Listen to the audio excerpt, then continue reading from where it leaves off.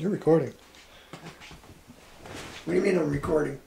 You're recording. Everything you do is accepting It's input. live. Yeah. Is it live or is it Memorex? Yes. Damn it. So, you wanted to talk about when I was a kid in Dalles Yeah. and some of my juvenile delinquent ways, Yeah. right? Yeah, not just one anecdote, sure. Well, I will tell you that there is not a shred of truth to this story. I have no idea where it came from, but this is what happened. We lived in a small town called the Dalles, right? Paula, you remember the Dalles? Oh, I remember the Dalles. Okay. It's not, and it's not such a small town anymore. It's not. Well, it's But not that much still bigger. is too. Yeah, it's about 12,500. It's still about the same size. It hasn't grown much. But anyway, well, no, actually the Dalles has grown because of all the windsurfing down there now. So it's becoming a tourist mecca, like Hood River. But there was about 10,000, 11,000 people in town. Everybody kind of knows each other, knows each other's business. And my brothers and I, and I think it was the Sufferts and the Williams boys. It was us, the Sufferts, and the Williams. And we were kind of like this little street gang, man. Street thugs. We went around ripping off stores, and we were getting pretty good at it too. You know, like a couple of us would distract the cashier, and a couple others of us would be stuffing candy bars down our crotches. Man, we were really getting good. And they liked me because I was little and nobody suspected the little kids. So I managed to also steal a lot of cigarettes this way. Great. You know, you go in, you're small. Nobody really looks at you all that much. And I could go around and I could, you know, just take a pack of smokes and put it in my pocket. So this one day, I'm walking down past the courthouse, and there's this brand new T-Bird convertible sitting out next to the courthouse. What color? You know, I want to say tan, but creamy tan. I don't remember now. But it was sitting there, and you know, just beautiful brand new car. And so I go over and I'm checking this car out. God, laying right there in the seat of this convertible, there is a brand new unopened carton of Camels. Right? Fuck, this is a gold mine for me. Right? So I scouted out a little bit, and there's nobody around. Not well enough. Well, there's nobody around. And I watch, and there's nobody around. Thank God. And I just It's get looking on like a baited trap. oh man, and oh it is, absolutely. But I finally get my courage up, and I go over and just make this mad dash, boom, boom, boom, and I'm out of there. And I get home, all's well and good. I got it stashed under my bed. Pop won't find it. And man, these are Camels. These aren't just any old cigarettes. These are Camels, right? So this is a major victory. The next day, it might have even been that night, bam, bam, bam, 2 cops. Mr. Boothby, is Don here? Well, yeah. He calls me out there. The cops say, Don, the judge would like his cigarettes back. Well, this wasn't anybody's car. This is somebody who had just got his car, and he was probably standing up in his office, looking at down, that car. looking down at his bright, brand new car, and watching this little punk come up and steal his cigarettes. They traced me down. The judge would like his cigarettes back. And so I had to go to court. I was now a juvenile delinquent. I'd been busted for shoplifting. And I had to go to court. Even though you weren't in a shop, you were busted for this lift. It's still shoplifting, yeah. Yeah, I got you. Oh, Okay. really? Not petty theft? Oh, petty theft, Whatever it it is. was, yeah, Whatever you it busted. is. Who cares? Going to the Who's Cup. They didn't take me to the Hoos Cup, but I did have to go down and appear before the juvenile judge. Was it the judge? It was the judge. Yeah, this wasn't just any judge. It was the juvenile judge. I stole a carton of cigarettes. Real impartial. Yeah. Totally impartial. Blind justice. Yeah. Yes. Exactly. I don't Also not remember. shredded down. You know, I don't remember any big consequences. The judge that? is the eyewitness. Yeah, that's right. He's the witness. I saw you steal my cigarettes. And the prosecution. Thanks. And I don't remember much in the way of consequences, except, a holy hell getting kicked out of me by my old man over it. And maybe the judge thought that was enough. So Back that's then, that. that was enough. That's right. We used to have a hillside, and one of the games that we liked to play was beat 'em home. Because, let's see, I think it was 4th Street grade that ran down Yeah, it is behind our Fourth house, Street. and we were living on 9th, and we'd sneak out at night, and we'd go up by 4th Street grade till the cops came, and they couldn't see who we were, but we'd take off running, and the idea was to beat them home. We never got caught at that one. But what were you doing? My dad has shown me that spot.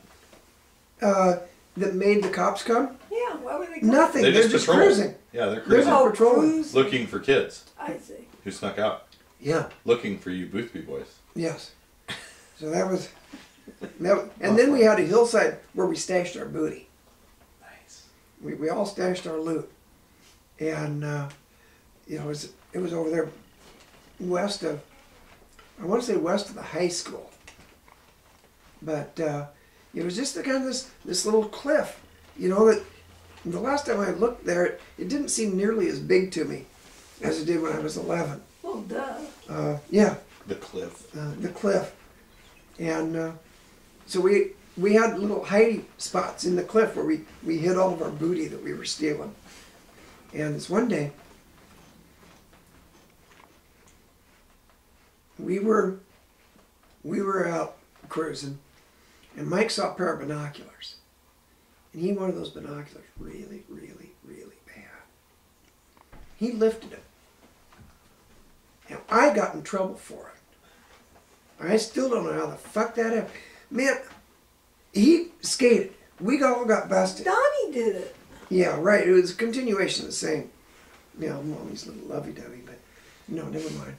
That's just the same thing. Wavy Davy, Wavy Davy. No. To hear my dad tell it, he was the little man. Oh, little man. That's right, little man. That's right, little man. You're my little man. Yep, little man. Because he was so serious all the time. Oh, God, yes. Yeah, little man, I'd forgotten. But, and then Daddy's He little didn't. girl. So, how is it that you ended up in Madras? Well, Was that after the cigarette story? no, the cigarette story was really my first brush with the law. I think that's the first time they ever called the cops on me. How did they know it was you? Mimi, I thought the judge police knew know you. who's in town. Yeah, Well, 1,200 people. and Dad had been down there scouting at that car for I several might have minutes. already been in Yeah. trouble for something, but they knew who I was. Bottom line was, they knew who I was and they came and got me. And took my cigarettes away. My cigarettes. Your cigarette, they become yours at some Well, point. of course. Yeah. So, yeah, they were mine. They're under your bed. I stole them. You smoked them, they're yours. I smoked a half a pack of them. God. So, The icing on the cake. how I ended up in Madras. Oh, that was such a miserable experience. The way that I ended up in Madras is Mike used to do really weird shit sometimes. And one of the really weird shit that he used to like to do was take me down and sit on my chest and tap on my forehead or fart in my face or do some weird bullshit like this. Mike was not a very fun, loving big brother in some ways. In other ways, you know, we had a lot of fun together. But this one day, he got me down, and he'd held me down and farted in my face, and I'd had it. And I went in, and I went to the kitchen, and I grabbed a fucking butcher knife, and I started chasing him with that butcher knife. And I don't know what the outcome of that rabbit fricassee was, but he's still alive and so am I, so neither of us carved each other up too badly. But he got the knife away, or David got the knife away, or Chris did. Chris talked me into stopping or something. Mike outran me. That's probably it. He just outran me. And I'd had it. I couldn't take any more. And I decided I was going to run away. Well, my parents had a bunch of Boy Scout money in the secretary. I knew they kept the Boy Scout money in the secretary. And I tweaked the door on the secretary, and I grabbed a bunch of that, I don't know how much, but I grabbed a bunch of that Boy Scout money, and I took off. And I was going to ride the rails over to... This is why you're still in the Dalles? Yeah. I was gonna ride the rails over to Biggs Junction, because we'd done that a couple of times. We used to go down and hang out in the hobo jungles, and it was real hobo jungles back then. This was kind of the end of an era. Yeah. It really was. It was very much an end of an era, and but there was a great hobo jungle down in the Dalles, and so we'd ridden the rails. That was what I was gonna do. But then I started heading out of town, and I got a ride. I hitched a ride, and then I got out to Highway 97 and decided to go south because I'd never been there before. I was 11, and I got a ride with an old couple in like this old the lime green 52 Chevy color, right? It's not really lime green. It's this pale green. 50s green. 50s green, yeah. And mint color. Yeah, mint. of course, at that time, you know, it was only 6 or 7 years old, but because this was, well, I was 62, so, you know, a few years old. But they took me all the way to a town called Madras, which is the county seat, the next county over. And you're like 15, 13? How old are you? I was 11. 11. I was 11. And it was about lunchtime when we got there. And he was a little skinny 11. Yeah, I was a skinny 11. And so I saw a hotel there that had rooms. And I thought, well, I can get myself a room here.